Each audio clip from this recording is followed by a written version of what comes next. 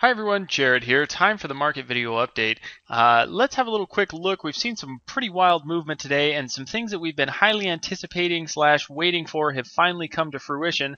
And so we've got a little bit more direction in the market thus far. Quickly here, we saw the market started this morning. The Dow was down about 100 points and ended up almost 100 points.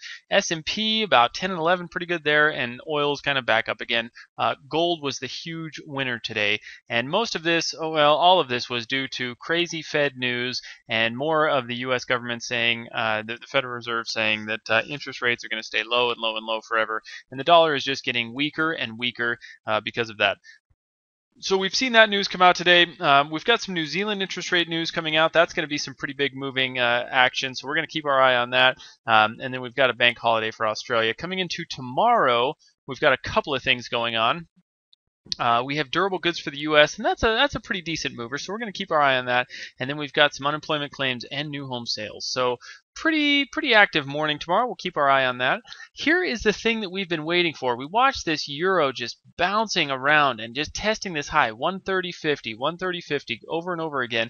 Gave us a little bit of a break, touched that gap, and then with the news of the Fed, it was right here about right around the first part of the Fed speech, ran all the way up, and then the next part of the FOMC press conference, it continued higher. So we officially have a pretty good break of that 130, 130.50 area. And so I think we're going to have a nice continuation up here. But here's the thing that we're looking at now. I still don't think that this euro is just going to go up nonstop and not turn around and come back down at all. I think the euro is probably headed into this 132.50 area. You can see that this 38% fib right here is 132.45. I think that's probably our next main target, and I would be a little bit surprised and shocked to see too much of a move beyond that. I think that I think that we're going to fill this space in right here, and I think there's going to be some good trading opportunities to get up into those highs. But it's going to be kind of tricky beyond that. So I again, we don't see big trends down like this just completely head straight back up. That just doesn't very often happen. We saw a very similar thing here, and it ran up and then bigger runs down, and I'm really looking for that to happen on this one here. You can see on this last run we had we had a pretty big retracement that exceeded the 61.8, but then really continued down big, and that was on a shorter run. On this longer run, I'm definitely expecting some of these fib levels to come into play. 38, the 50, right in that general area. I'd be really surprised to see this go all the way to the 50, but I think the 38 is going to be a good area on that fib for this retracement to happen. So what we're going to look for is,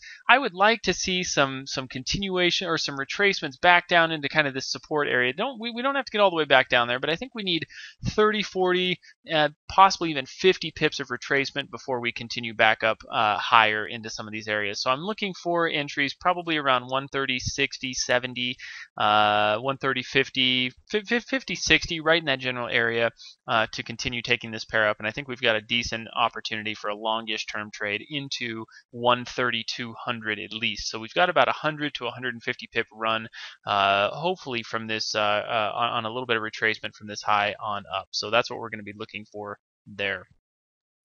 Pound dollar is at the same kind of a situation. The pound dollar has now broken this trend line, so it's getting out of this trend, but it's got a lot of resistance up here. Tons and tons of resistance, about 100 pips away. I would be very surprised to see the pound dollar break 157. 50-ish area. This is about 157.75. I would be very shocked to see it break that, and I fully do not plan on that happening. But I think we're going to probably get a run up to it. So if we get a run up there, that's another 100 pips, and I think we've got a pretty good chance of making our way up there. We're definitely starting to come into some bigger resistance and some kind of tough levels to get beyond. So again, I'm just looking for some retracement. I want to be able to get some stops below this main resistance right here that's now going to be support, which is about 156.25. So you can see it's only about 40 pips above that. Look for 25 to 30 pips of retracement, maybe even 40 pips. If you can get an entry off this 156.25, a buy limit, that would be great too, and we would take that and trade this on up into the 157, at least into 15700. Look for about a 75 pip run. So I think that's pretty safe using this as support. The closer we can get to both on euro and pound, the closer we can get to these levels right here, the smaller risk we have to have with just having a small stop loss, maybe 20 or 25 pips, and taking things up from there. So that's what I'm going to be looking for on this. I'm going to be looking for some of that retracement and some continuations up with some minimal risk. But I think on both of these pairs, we've probably got euro. We've got probably an easy 100 pips, in the pound maybe more in the 50 to 75 pip range of easy quote run. But I think we're headed up into those levels. So again, we're looking for higher retracements, higher levels, higher extensions here. 50% on this dollar, or excuse me, the euro yen. I've got my I don't like this wick right here. I think it's a little inaccurate. It might be the thing that we need to be looking for, but I think that's a little inaccurate. But we've got a little bit more to go to get into this about 102.50 or so to get into that 38, and to get into this 50, we're looking at about 104.35. I think at least this 38 is going to be a nice target. That's about 70 pips away. So with some retracement on this euro yen, down in some of this area here towards these lows of today, which is just about 10100. I think we can get some retracement. I don't know if we need to get so much retracement there, but with some stops below these lows, and just try to manage that risk, maybe entries around 101.25, somewhere in that general area, to take it up into that 10300 area. I think is going to be good on the euro yen. And the pound yen has made a very distinctive break as well, and this actually happened yesterday. But again, we're going to look for some retracement on this pound yen. I'd like to see this thing just come down a little bit.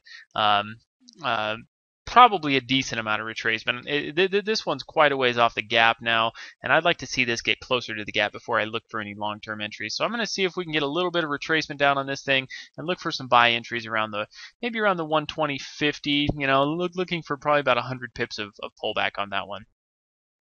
But on this Aussie dollar, the Aussie dollar is looking very, very good. It's finally gotten out of this muck. We have all this muck right here that was really just, is it going to break? Is it not going to break kind of a thing? And it was not sure for several days. It spent almost an entire week trying to break, gave us a break, big retracement, very, very kind of unsure movement.